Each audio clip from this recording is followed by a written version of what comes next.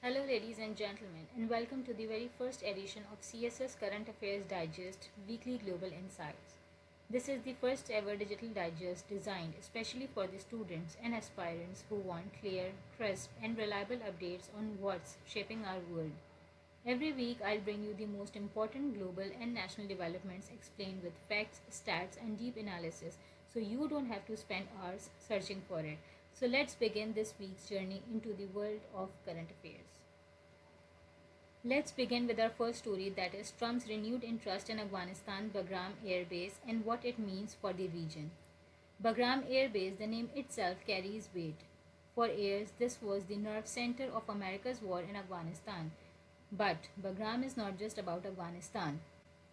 Look at the map. It sits at the crossroads of Iran, Pakistan, Central Asia, and just a few hundred kilometers away from China's Xinjiang. That's why Washington valued it. From here, the US could strike terrorists, collect intelligence, and project power deep into Asia. As Donald Trump often said, you don't give up Bagram. He believed walking away was not a withdrawal, rather, it was a surrender. Because when the US left in 2021, it didn't just abandon a base, it basically abandoned a geopolitical advantage. For Central Asia, Bagram could act as stabilizer against extremist groups, but it also risked pulling the region into an other power contest between America and Russia. For China, the stakes are even higher as Bagram is uncomfortably close to Xinjiang. It threatens Beijing Western security and, most importantly, its Belt and Road ambitions that run through Afghanistan. So, the real question is, was giving up Bagram an end to an America's longest war, or was it the opening for China and Russia to shape the future of this region? But one thing is for sure, Bagram may no longer have US troops, but it remains the center of the new Great Game. So, moving on, our second highlight focuses on the Saudi Pakistan Defense Pact and the opportunities it opens up for both the nations. Saudi Arabia and Pakistan have signed a new defense pact. On paper, it looks like another agreement between two allies, but dig deeper, you will see why it matters. Pakistan and Saudi Arabia already enjoy close ties.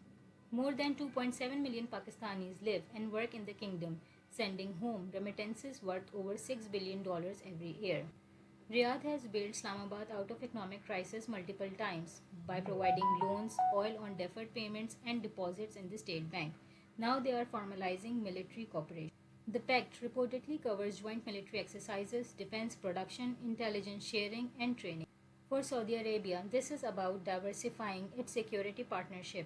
For decades, Riyadh depended almost entirely on the United States, but after America's unpredictable shifts in the Middle East, Saudi Arabia are hedging their bets. They are strengthening ties with China, exploring peace with Iran, and now deepening defense ties with Pakistan. For Pakistan, this pact signals international relevance at a time when its economy is struggling and its alliances are shifting. But the world is watching closely. India will read it as Riyadh cozying up with Islamabad, even though Saudi's investments in India remain much. Washington will see this as sign that Riyadh wants more autonomy, and Beijing, which already has close partnership with both countries, will quietly welcome it. So, what does this pact signal? The Saudi Arabia and Pakistan are not just strengthening their old friendship, rather, they are sending a clear message to their rivals, to the allies, and to the wider world.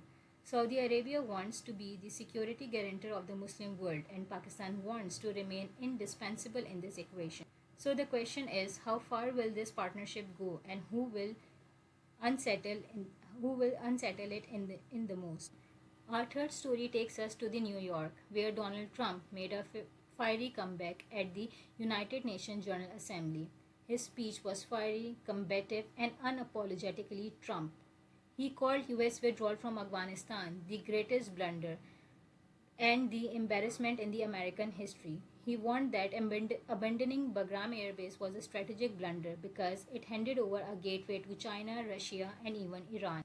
Trump also targeted his favorite rival. He accused China of unleashing pandemic on the world, blamed Beijing for manipulating trade, and warned against growing influence in America and the Indo-Pacific region. Moreover, he doubled down, insisting that under his watch, Putin would have never dared to invade Ukraine.